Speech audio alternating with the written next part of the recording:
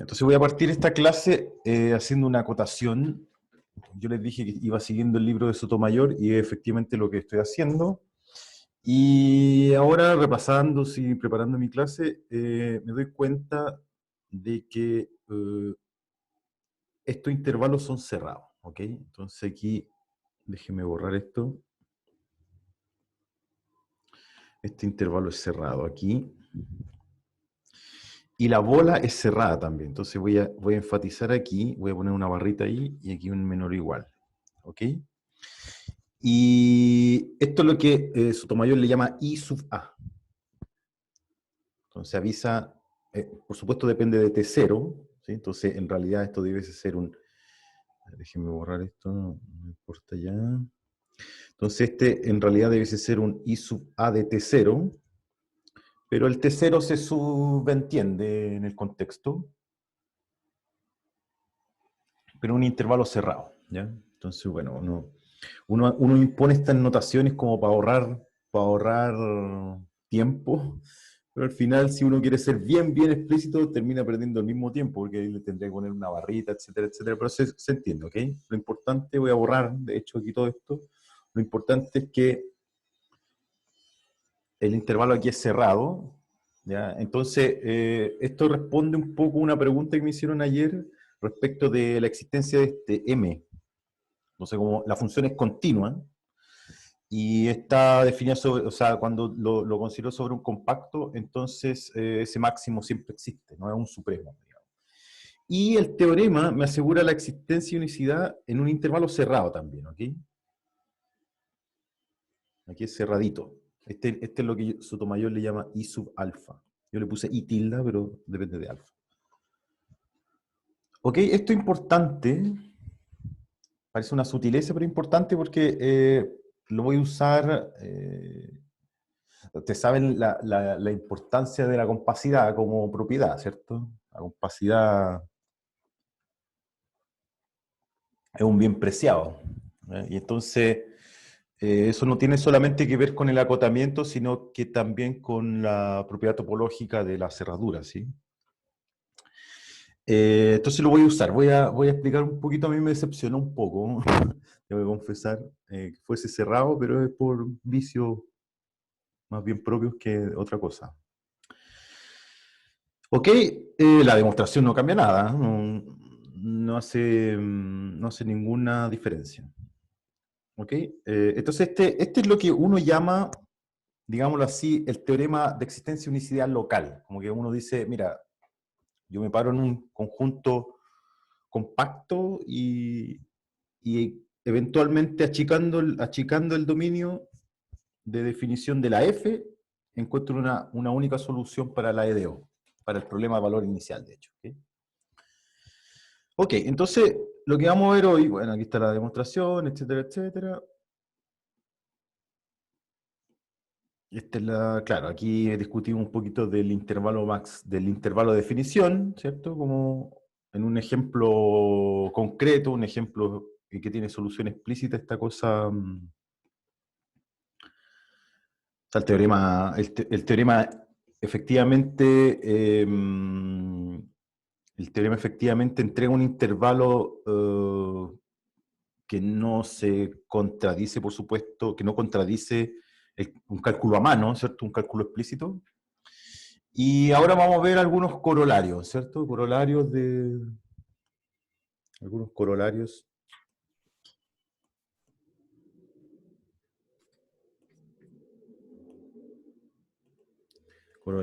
del teorema de existencia y unicidad, ¿ok? Ya, entonces, bueno, primer corolario, yo lo llamo así, déjenme ver para ir guiándoles un poquito. Sería la proposición 4 de Sotomayor, digámoslo así. Entonces déjenme ponerlo como proposición. Existencia, unicidad global. Voy a explicar esto, global. Esta sería la proposición. No sé muy bien, claro. No sé muy bien cómo va numerando esta gente. Esta sería proposición 4 Sotomayor. Proposición 4, capítulo 1, proposición 4, digámoslo así. Voy a anotarlo así. Ok, entonces, el enunciado es el siguiente. Entonces, sea f de un intervalo i, voy a tomarlo cerrado, ¿sí? Voy a colocarlo así. Cruz Rn en Rn y su conjunto de R, un intervalo cerrado, compacto, digámoslo así. ¿Sí? Cerrado y acotado. Tal que f es Lipschitz con respecto a su segunda variable.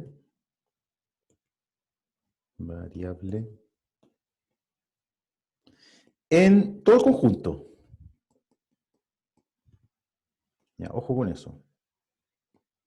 En todo el conjunto. Es decir, existe L mayor que 0, tal que f de t x1 menos f de t x2 es menor o igual que L x1 menos x2, ¿cierto? Para todo t en i y para todo x1, x2 en Rn. Entonces, existe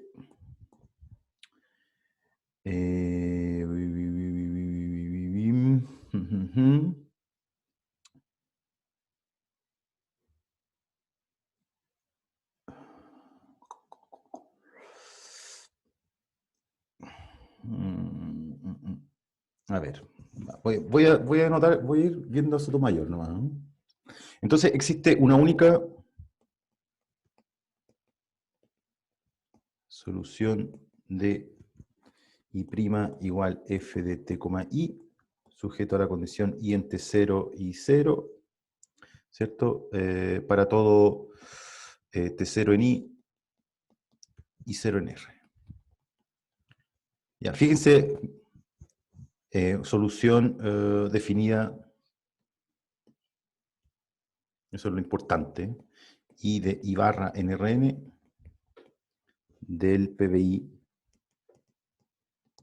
S. Entonces, fíjense, aquí no tuve que, explico un poco el teorema, aquí no tuve que achicar el intervalo de definición, tengo el intervalo de definición de la f, este de aquí, y si la f Lipschitz globalmente, ¿ya? Esta constante L no depende de nada, no depende del intervalo ni de los x1, x2, en Rn, ¿eh? Fíjense que eso no pasa en este ejemplo.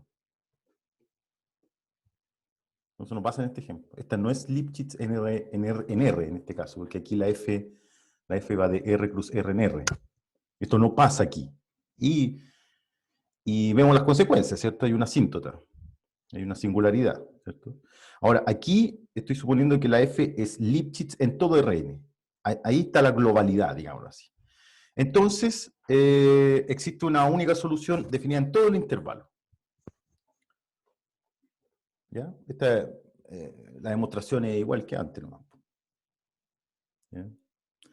Entonces, como un corolario.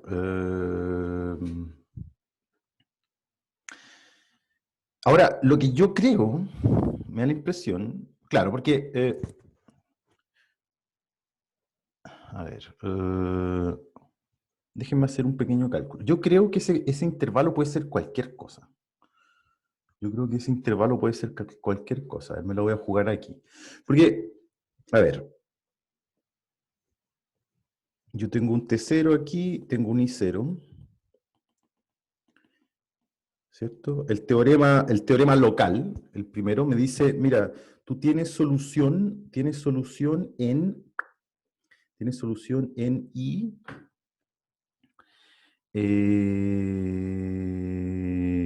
I alfa, que es el intervalo T0 menos alfa, T0 más alfa,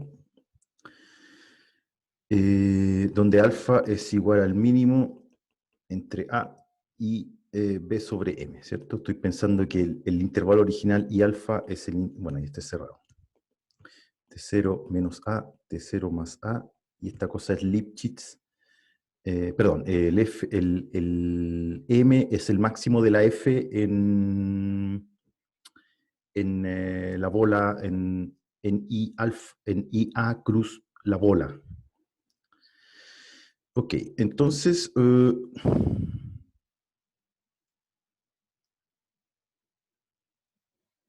ya, claro, esta es una acotación que yo quería hacer.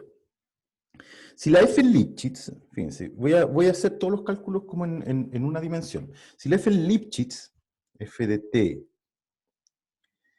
x1 menos F de t x2, módulo es menor o igual que Lx1 menos x2, ¿cierto? Esa es por definición Lipschitz. Ahora, esta desigualdad, creo que esto lo discutimos alguna vez, esto es así, ¿no? Esto es así, ¿cierto? Y si yo fijo, bueno, voy a ponerte 0 aquí, no es tan necesario. Ya, entonces, en particular, esto significa de que f de tx1 es menor o igual que lx1 menos x2 más f de tx2 f de tx2 menos lx1 menos x2. ¿Cierto? Ok. Y si yo pongo, claro, aquí, claro, si yo escojo x2 como i0, yo escojo x2 como i0, entonces me queda aquí i0, aquí me queda i0, y claro, y aquí queda i0, y aquí me queda i0. Y si yo escojo x1 en la bola de centro B y radio i0, ¿cierto? Entonces esto es más chico que B. Esto es más chico que B. Entonces me queda aquí B, B, y aquí me queda B.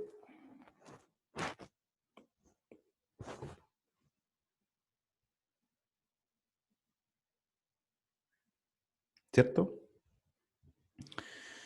Certo, certo. Ok. Ok. Entonces, el módulo de f, y aquí ya me da lo mismo que sea x lo llamo como x1 lo llamo como x. Entonces, de aquí sale entonces que el módulo de f de tx es menor o igual que lb más el módulo, o la norma, de f de t y 0.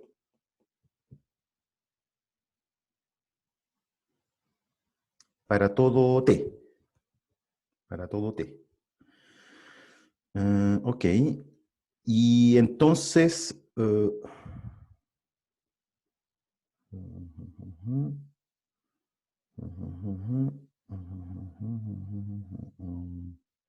claro, esto es una cota para m. Esto es una cota para m. Claro, pero el t se mueve. El t se mueve. Ahora, si la f es autónoma, ¿qué quiere decir eso? Que aquí, claro, el t es el que me pone problema aquí. Si la f no depende explícitamente de t, entonces esto queda así y esto queda un número fijo, si usted se fija. Esto es un número, está fijo. Y entonces esto es una cota para el m. Esto es una cota superior para el m. Por lo tanto, aquí en el intervalo,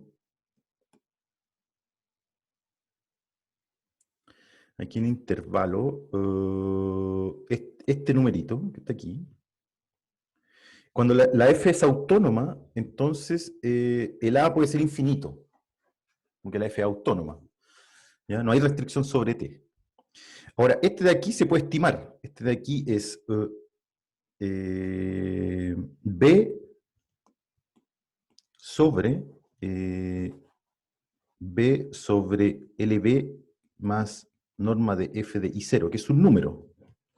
F de i0 está fijo. Y esto es para todo x. Para todo x. Entonces, cuando yo aquí puedo agrandar el si la f es globalmente Lipschitz, aquí estoy demostrando mi propio teorema, este es mi teorema, por supuesto ya está hecho, pero si f es autónoma, f va de Rn en Rn, f es autónoma, y es globalmente Lipschitz. Entonces, yo fijo un I0, cualquiera, aquí ni siquiera este I0 está como mal anotado un poco, porque no corresponde a una condición inicial, en el fondo. Esta es una propiedad Lipschitz. Esto viene de ser Lipschitz nomás. Así es que ese I0 yo lo podría tomar como el origen. ¿Ya? Olvídense de que I0 es condición inicial. Aquí no lo estoy. Aquí todavía no hay no hay EDO todavía. ¿Ya? Aquí no hay EDO todavía. Entonces, esto es un número, esto es un número fijo, f en 0. Y esto es una cantidad, ¿qué pasa cuando b tiende a infinito? Cuando b tiende a infinito, esto tiende a 1. Cuando b tiende a infinito. En particular, para b, claro, como la función está definida en todo Rn, cuando b es suficientemente grande, esto es más grande que un medio, ¿cierto? Porque tiende a 1, es más grande que un medio. Y entonces, el intervalo de definición, sea cual sea la condición inicial, el intervalo de definición tiene la forma T0 menos un medio, T0 más un medio. Entonces, en ese caso, por ejemplo, cuando la f es globalmente Lipschitz y es, ¿cómo se llama? Independiente de t, entonces yo quiero resolver un problema de valor inicial con cualquier condición inicial, quiero que pase por ahí. Entonces el teorema me dice, mira, tú puedes extender de T0 más un medio a T0 menos un medio. ¿Ya? Entonces yo estoy seguro que aquí hay solución. Pum. Y ahora ocupa aquí tu nueva condición inicial y puedes extenderte un medio para adelante, un medio para adelante, digámoslo así. Extiendes. Tomas esta nueva condición inicial, te puedes extender un medio para adelante, etcétera, etcétera, y para acá lo mismo, pum, pum, pum. Entonces, para este caso, hay existencia global en en R, perdón. Entonces, corolario, lo que acabo de probar ahora así con las manos, que puede ser un muy bonito ejercicio para su tarea, ¿cierto? Es que si F, entonces corolario, si F es autónoma de Rn en Rn, es Lipschitz, digámoslo así, globalmente Lipschitz. Cuando digo globalmente Lipschitz, la misma constante Lipschitz para todos los X. Es me cuesta escribir así, globalmente Lipschitz. Entonces, por supuesto, si ya el Lipschitz es continua. Entonces, existe una única solución. Entonces, para todo par T0 y 0, para todo par T0 y 0, existe una única solución I de R en Rn del PBI I' igual f de i y en T0 igual I0. Definir todo R. Hay preguntas en el chat. ¿No debería tender a 1 sobre L? A ver, buena. Es cierto. A 1 sobre L, tiene toda la razón. Y entonces aquí lo borré, pero el paso es fijo. Este paso de, ¿cómo se llama? Ahí está T0, entonces es 1 sobre L, sobre 2L, porque tomando B suficientemente grande, entonces voy avanzando a pasitos de 1 sobre 2L. Y ahí voy extendiendo. Y de hecho, esto si ustedes se fijan, esta misma demostración sirve porque cuando no es autónoma, aquí va a haber un T, ¿cierto? Entonces, si la F está acotada con T, uniformemente en T, entonces el teorema también vale aquí. Pero déjenme colocarlo así, para la explicación es un poquito más plausible. Entonces, por ejemplo, gracias Felipe. Entonces, por ejemplo, un ejemplo que yo siempre pongo, tomemos la siguiente de y prima igual seno, si quieren al cuadrado, por decir algo, de i sobre 1 más i cuadrado. ¿Ya? Por ejemplo, esa de O, con i en t0 igual i0. Es autónoma. Por ejemplo, esta EDO no tengo idea cómo se resuelve. Está difícil resolver, ¿no? No es separable. No tengo idea cómo se resuelve. Tengo una Ahora, consulta sí. antes de que siga. En el corolario Sí. supongo que la F es autónoma como hipótesis, o también es parte de lo que tengo que probar. No, pues esta es la hipótesis, pues, ¿no? Esto es la hipótesis, ¿no? Entonces, lo que pasa es que este es un ejemplo nomás, ¿eh? Este es un ejemplo de un caso en el que la demostración parece ser simple, ¿ya? Por esto, de cómo ir extendiendo. Pueden haber hipótesis más débiles, pero aquí estoy asumiendo esto. Estoy asumiendo que la F es globalmente Lipschitz y autónoma, porque la demostración es más simple, digamos. Ya, gracias. ¿Ya? Entonces, aquí, por ejemplo, esta ecuación que no tengo idea cómo se resuelve, tiene única solución, definida en todo R. Entonces, para esta de O existe una única solución, y para cualquier dato inicial, existe una única solución I de R en R. ¿Por qué? Porque el F aquí, este sería el F de I sería seno cuadrado de I sobre 1 más I cuadrado, ¿cierto? Entonces, si yo calculo F' de I, es 2 seno de I sobre 1 más I cuadrado, ¿cierto? Por coseno de I sobre 1 más I cuadrado, por, se me olvidó derivar esto. Entonces me da 1 sobre 1 más I cuadrado, ¿cierto? La primera, más I por 1 más I cuadrado a la menos 2, al cuadrado, ¿cierto? Por menos 2i, ¿cierto?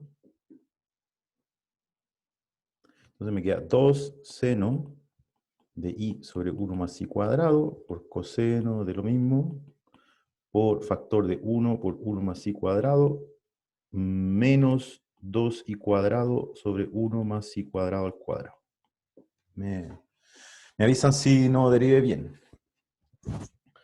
Ya, entonces la f, el módulo de la f de i es menor o igual que 2 por módulo del seno, que es 1, por módulo del coseno, que es 1, por desigualdad triangular, ¿cierto? Módulo de 1 más i cuadrado, que es positivo, así que chao.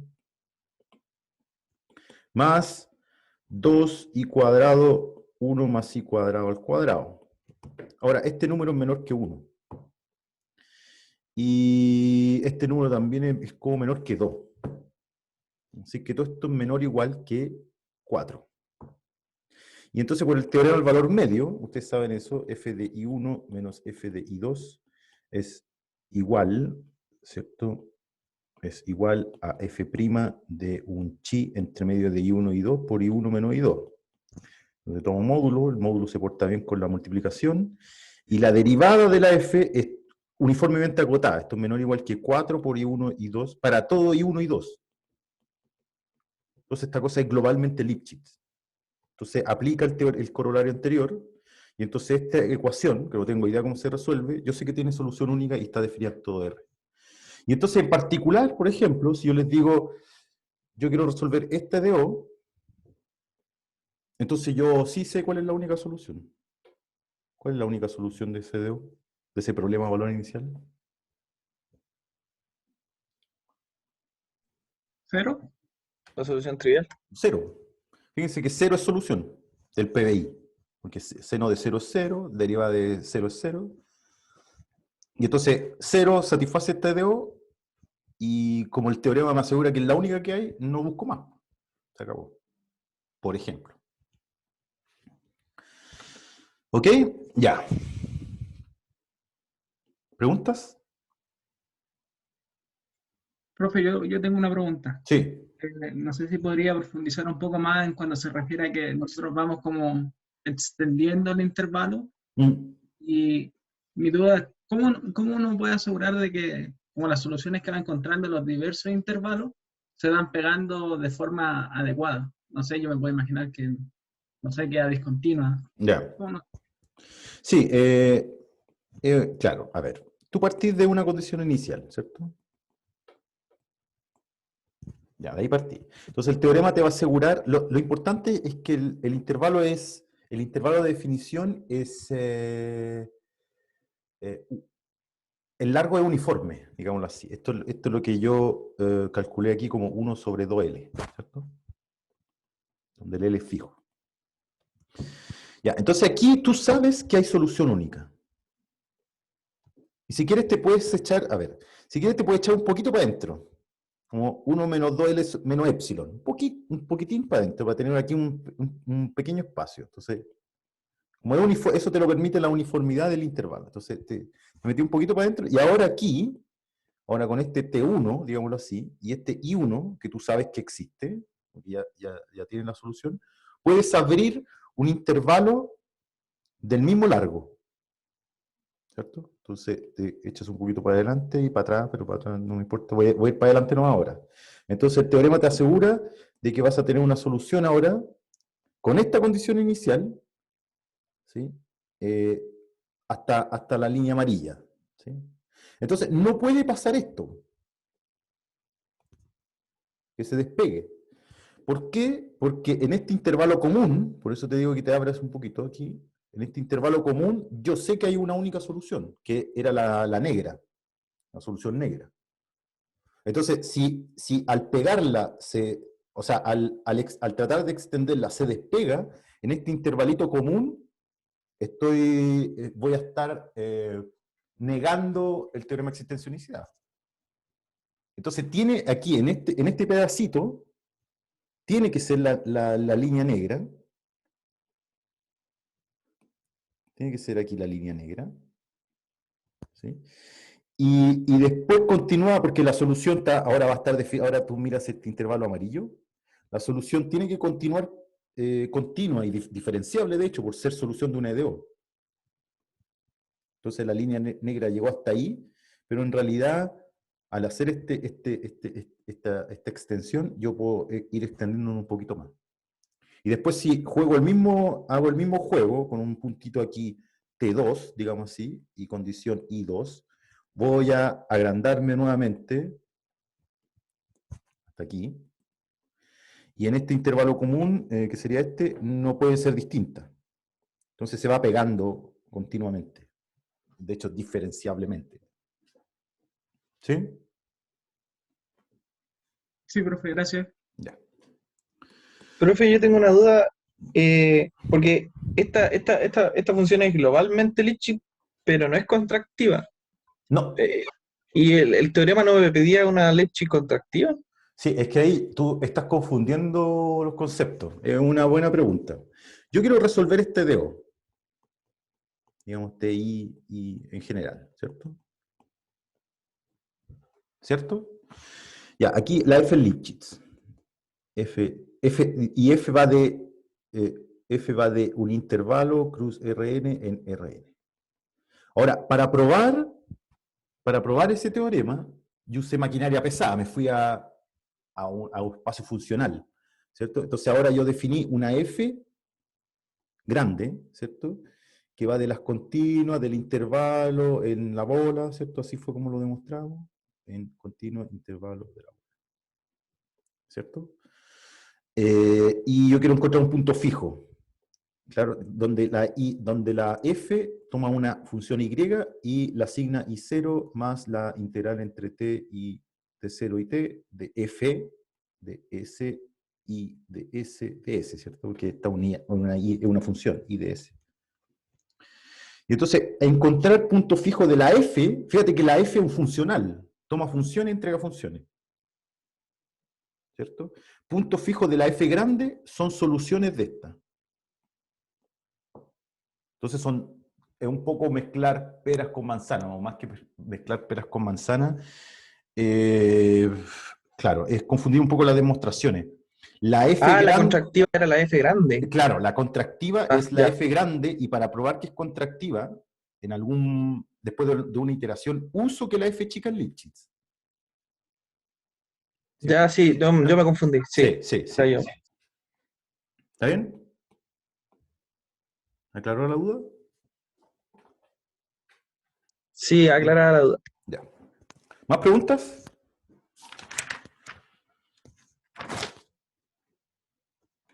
¿Más preguntas? ¿No? Ya, entonces otro corolario. E2 lineales.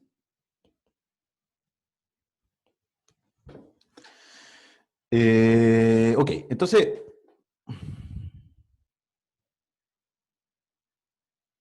ahora consideremos A una función de un cierto intervalo I, abierto o cerrado. Entonces aquí voy a ser un poco más explícito. Entonces, sea I es un conjunto de R, un intervalo.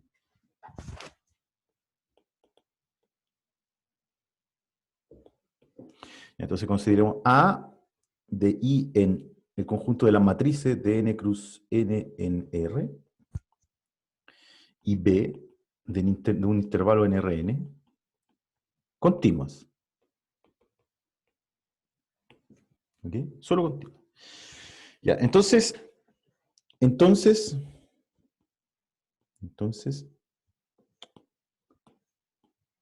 existe una única solución Y de I en Rn. Ojo, de nuevo aquí, intervalo original, de la E2 lineal.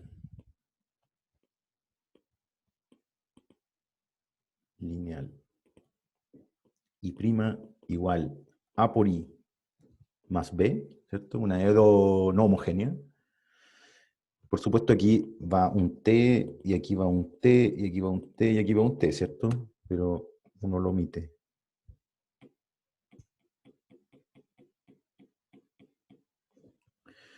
Con condición inicial I en T0 igual I0, ¿cierto? Para todo T0 en I, y para todo I0 en R, N.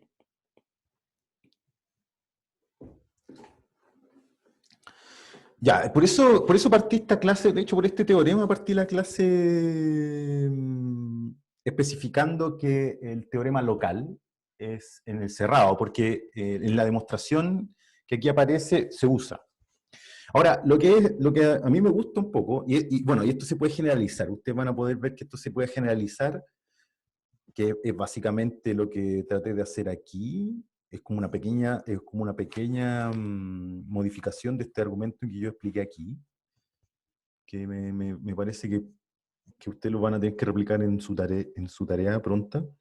Es que esto se puede extender a funciones que no sean lineales, que cumplan ciertas propiedades Lipschitz, ¿ya? Sobre este intervalo general. Ya, entonces, ¿cuál es la demostración de esto?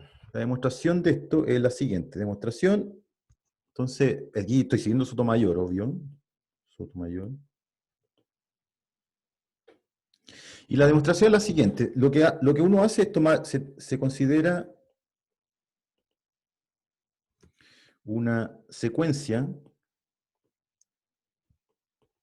de intervalos IN digámoslo así, cerrados y acotados.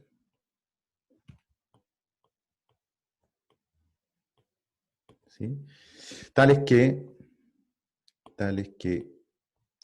IN es su conjunto del que sigue, y el intervalo completo, original I, que puede ser Rn, puede ser un semi-intervalo no acotado, puede ser abierto, puede ser cerrado aquí, abierto acá, etc. Es la unión en n de los IN. Eso se puede hacer siempre. O sea, si usted toma un intervalo, si el intervalo original es como así, digamos, cerrado por un lado, abierto por el otro, uno va tomando sucesiones de IN que van creciendo.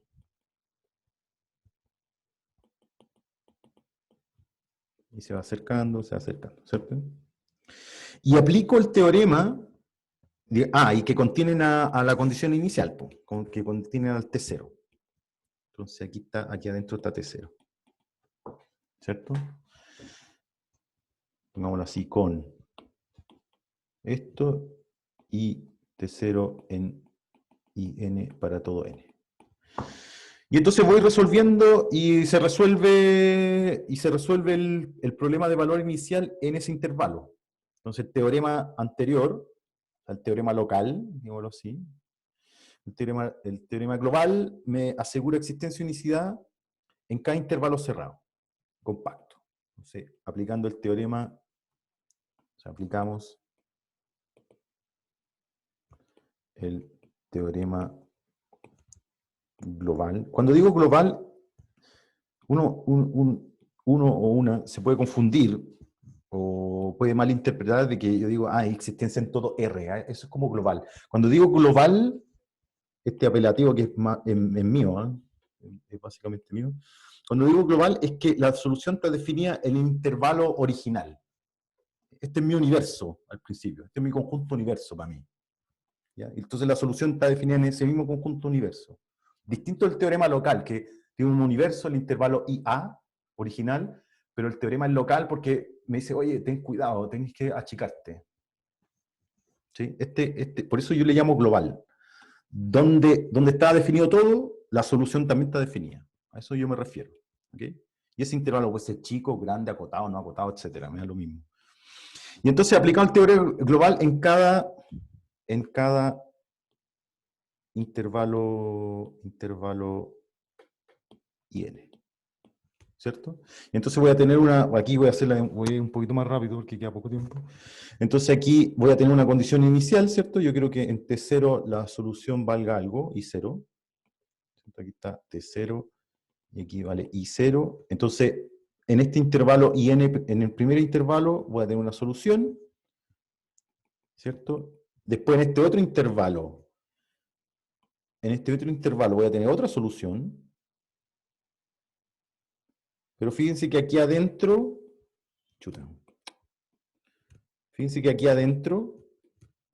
en este intervalo común, no puede pasar este dibujito que yo acabo de hacer, ¿no? Porque yo sé que aquí adentro hay una única solución. Entonces aquí en realidad, la solución en realidad era así. ¿Cierto? Este I0 original. Y después en el intervalo que sigue, ¿cierto? Yo sé que hay una única solución, y entonces tiene que pegarse con la anterior. Pum, pum. Y así voy pegando, hasta donde me dé.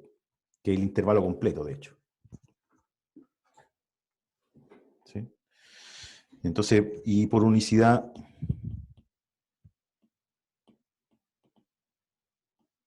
en cada IN, disculpen este desorden, en cada IN se concluye la unicidad en I. ¿Ok?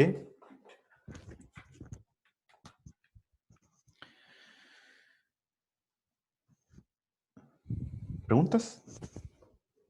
Fíjense, a ver, claro, quizá aquí, fíjense que esta que está aquí, No lo dije, pero creo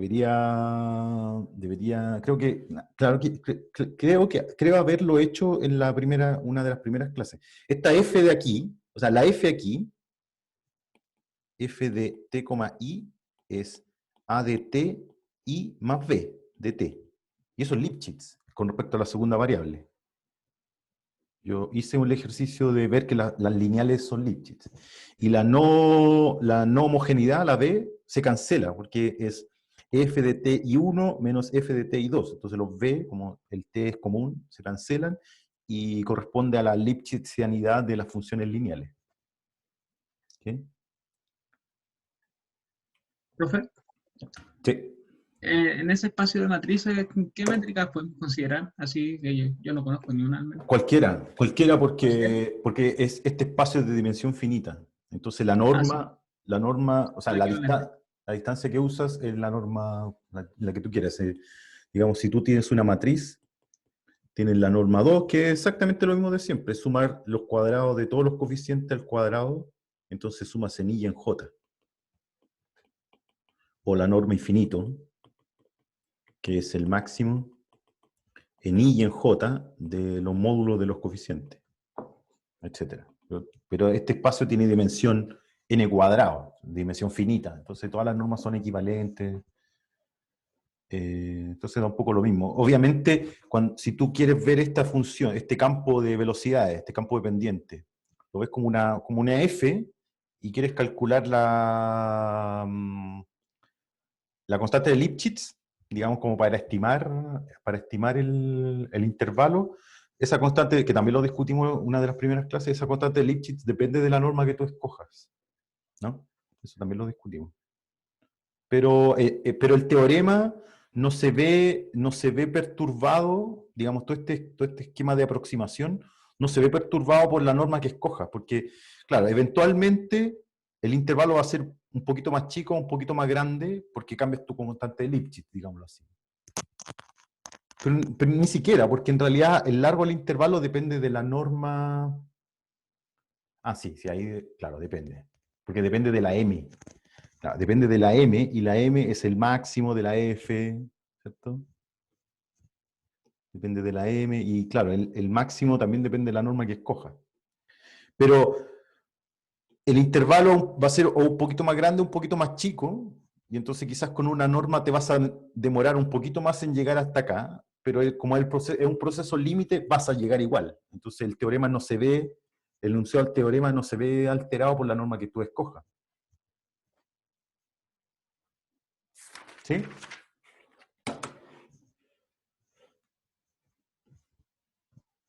¿Se entendió o no? Pueden preguntarme, Sí, ¿eh? perfecto. ¿Sí? Quedó claro. Ya. ¿Más preguntas? Ya. Entonces ahora vamos con el teorema de Peano. Digámoslo así, solo existencia.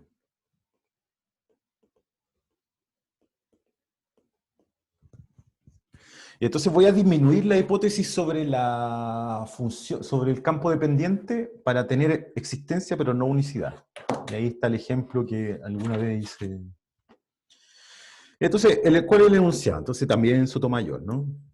Sea f una función de un intervalo IA, cruz, este es cerrado, bola BI0 también cerrado. Este teorema de existencia local en Rn, una función simplemente continua.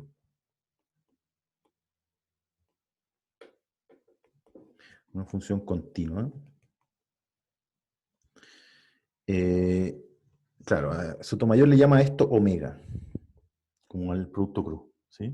Continua, tal que, bueno, y sea,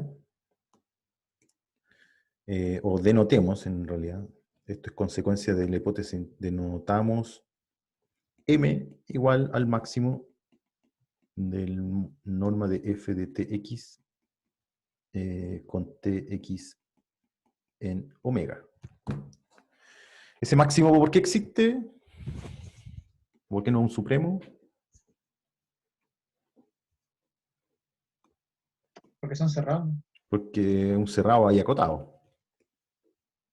La bola es acotada, acotada y la F es continua. Weierstrass, teorema Weierstrass. Ya, entonces existe una solución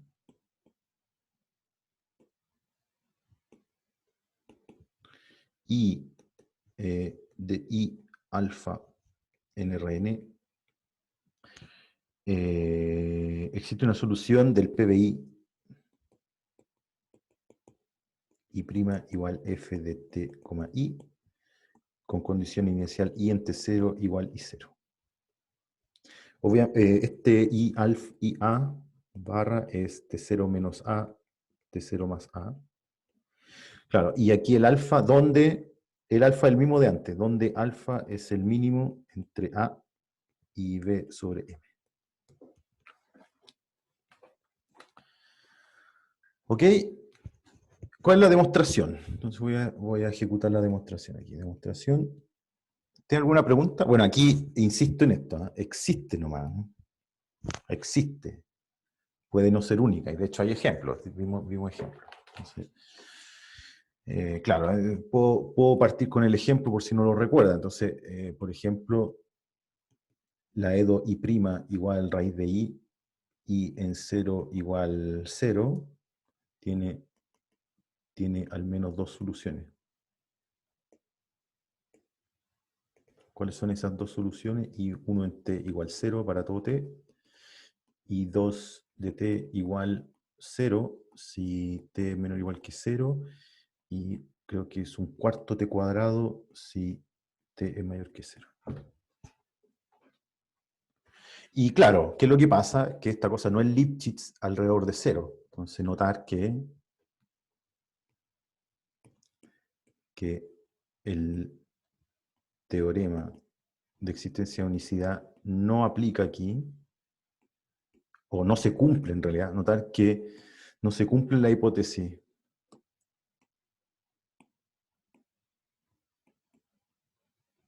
las hipótesis del teorema de existencia de unicidad, pues f de i igual raíz de i, ¿cierto? Para i mayor o igual que 0, no es Lipschitz.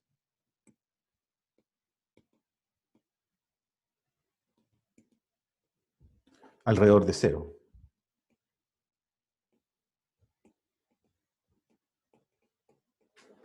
¿Sí? Ahora, no se confundan. Por ejemplo, si yo hubiese puesto esta condición,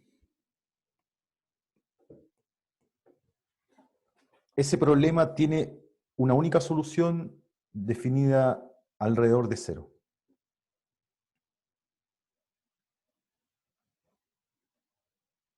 Es distinto. Porque ¿qué es lo que pasa? Que esta función f de i igual raíz de i es localmente Lipschitz alrededor de 1, que es la condición inicial.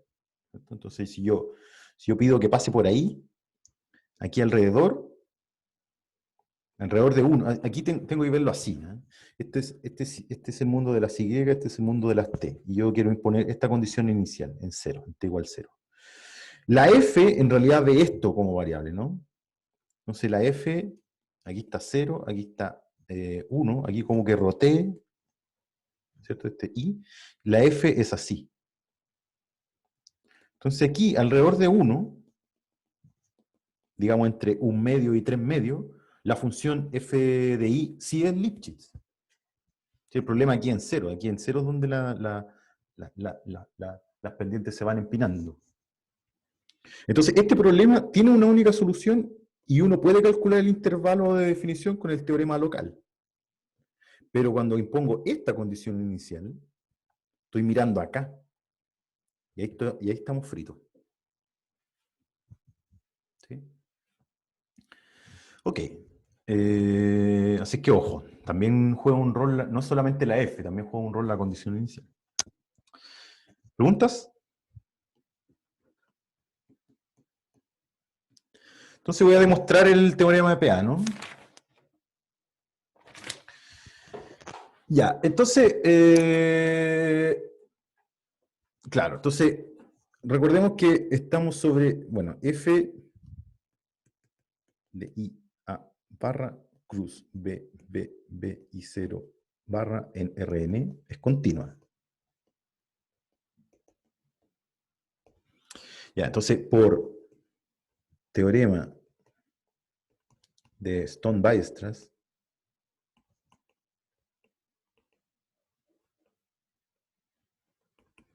existe una sucesión de polinomios, o una sucesión de funciones polinomiales, pongámoslo así mejor, de funciones polinomiales en T, a ver, en Tx, a ver, sí, Tx, tales que una sucesión de funciones polinomiales Fn, digámoslo así. Estoy siguiendo a la pata Sotomayor, ¿no? Fnn, polinomiales en la variable Tx, tales que Fn converge a F uniforme en el intervalo este. En este le llamamos omega. En omega. ¿Sí? Mucha fantasía, ¿no? ¿Vieron ese teorema alguna vez, no? Stone-Weierstrass es fundamental. Análisis. Sí.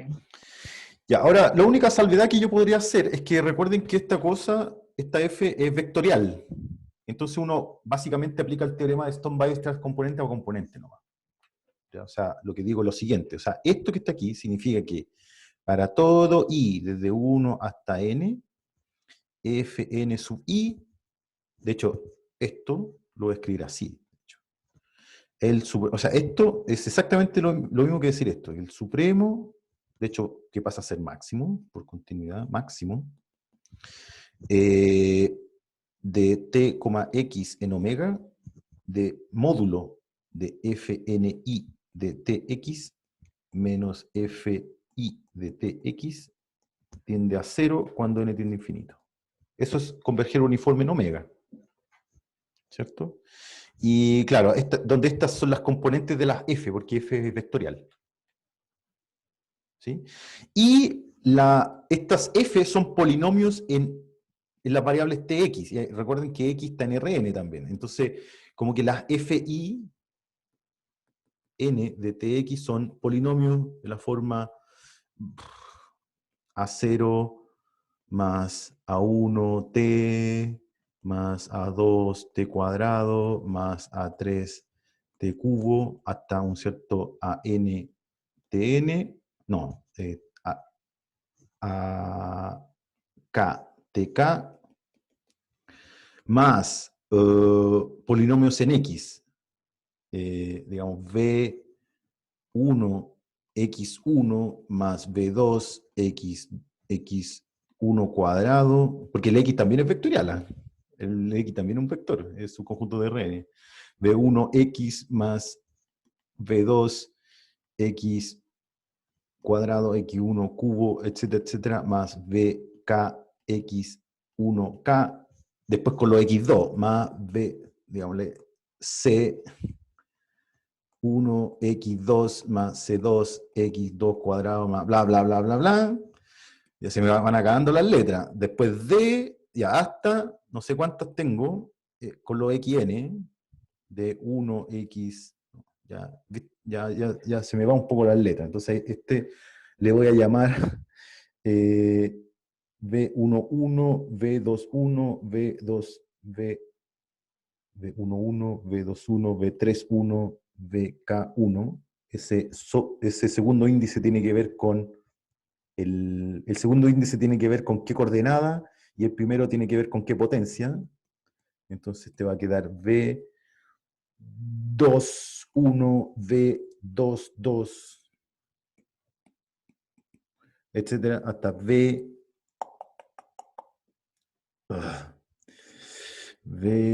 Claro, aquí tengo otro índice que tiene que ver hasta qué potencia voy.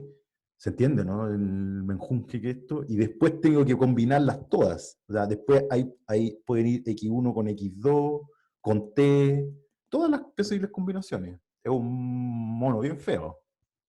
Y aquí no estoy considerando la secuencia. Entonces, también, los coeficientes se van a ir moviendo con N.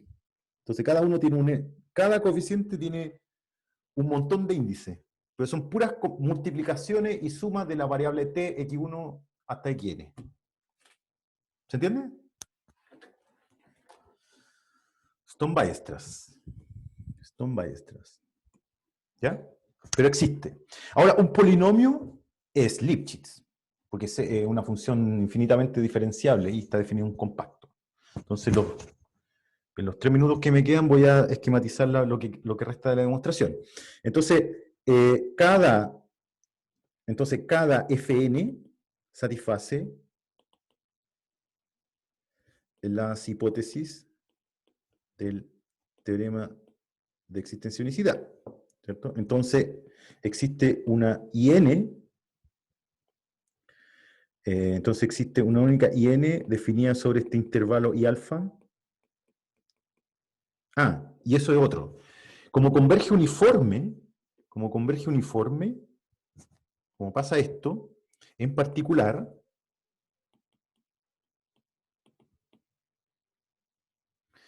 el Mn converge a M. Cuando n tiende a infinito. El máximo de las Fn, como la convergencia uniforme, el máximo de los M de las Fn converge al máximo de la F.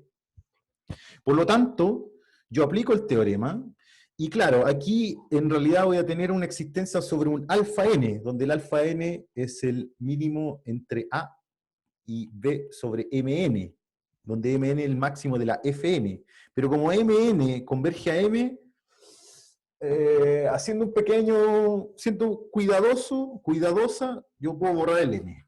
¿Ya? Entonces, ahí hay un pequeño gol, digámoslo así, pero vale. Al final, uno después hace el argumento límite. ¿Ya? Entonces, ojo con eso.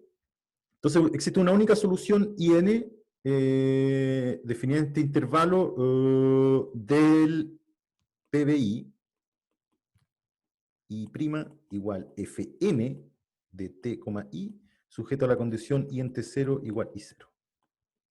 Es decir, IN resuelve esto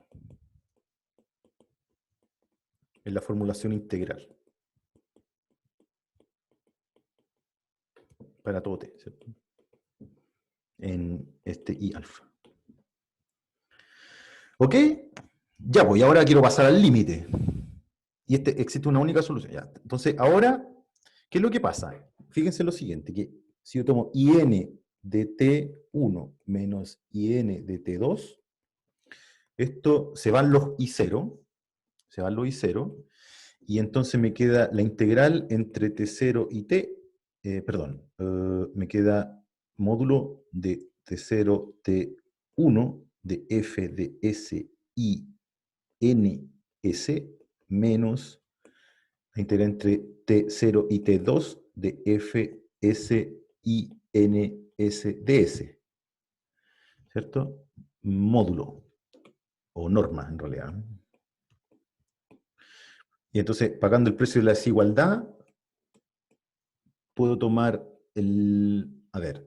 primero, claro, el integrando el mismo, los límites de integración son distintos, pero esto va a quedar básicamente, puedo asumir que T1 es más grande que T2, entonces esto me queda así, y pagando el precio del módulo de la desigualdad, me queda esta cosa aquí adentro. Y este es Fn, ¿eh? Y esto es menor o igual que Mn, que se parece no es M a la N, ojo, es mala anotación, voy a poner Mn abajo. El Mn, como converge a M, en particular es menor o igual que 2M en algún momento. ¿Ya? De hecho para todo epsilon es más chico que M más epsilon. porque mn converge a m. Así que este también voy a pasar el gol y voy a suponer que es menor que m. De hecho, así lo hace. Entonces esto es menor o igual que m, t1 menos t2. Por lo tanto, como el m está fijo y no depende de n, esta familia es equicontinua. Entonces, n, esta familia de funciones es equicontinua.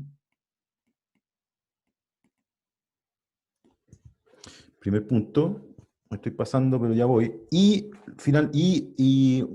un argumento similar a este me indica que la familia es, es uniformemente acotada, porque yo tengo in de t menos i0 es menor o igual que la integral entre t y t0 y t de f de bla bla bla, de s y n de s, ts, pero la f está acotada en este intervalo, así que esto es menor o igual que m por t, m por t menos t0, y como t está en el intervalo IA, y alfa, esto es menor que alfa.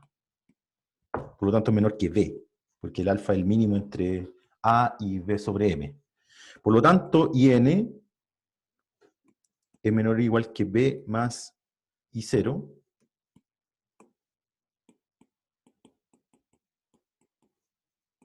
que está fijo, y por lo tanto la familia in NN es uniformemente acotada.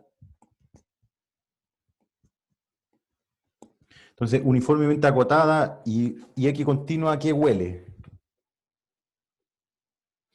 ¿No huelen? ¿A qué huelen? Arcelas coli, ¿cierto? Entonces, por Arcelas coli,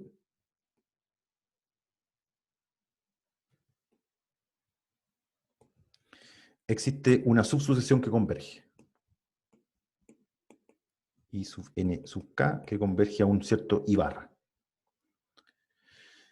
¿Ya? Y aquí está la clave de esta formulación integral de la EDO, porque ahora yo voy a pasar al límite aquí y voy a pasar al límite aquí. Fíjense que aquí hay un límite doble, ¿eh? Porque paso al límite adentro y esto también se mueve. Y entonces voy a encontrar una solución. Este argumento lo dejo para el martes, pero ustedes ya lo pueden ver mírenlo un poquito. Hay que hacer una pequeña desigualdad triangular, lo concluimos el martes. Pero aquí donde está Arcelas coli. Aquí es donde aplica Arcelas coli. ¿Ok? Fíjense una cosa, para concluir. Arcelas coli me implica convergencia uniforme de la subsucesión. ¿Sí? Uniformemente, claro, uniformemente. Uniformemente en omega, ¿cierto? Fíjense que la importancia de haber pasado a esta formulación integral en la EDO. Porque una cosa es converger uniforme y otra cosa es que las derivadas converjan. ¿Ok? Entonces es más fuerte, es muy fuerte pedir además que la IN converja, que sus derivadas converjan. Y ese es como el problema. ¿Mm? Porque claro, por ejemplo, la función fn de x igual 1 sobre n seno de 1 sobre de nx, por ejemplo, para x en intervalo 0, 1, esta cosa fn converge uniforme a 0, ¿cierto? Porque el 1 sobre n mata al seno que ha acotado. Pero la f', fíjense cómo la f' f' de nx es coseno de nx, que no converge a nada. No converge. Esta cosa se vuelve loca en 0,1, porque cuando el n tiende a infinito, el coseno replicado n veces en el intervalo, entonces empieza a ser una cosa así. Entonces, a pesar de que la función converge uniforme, su derivada puede portarse súper mal.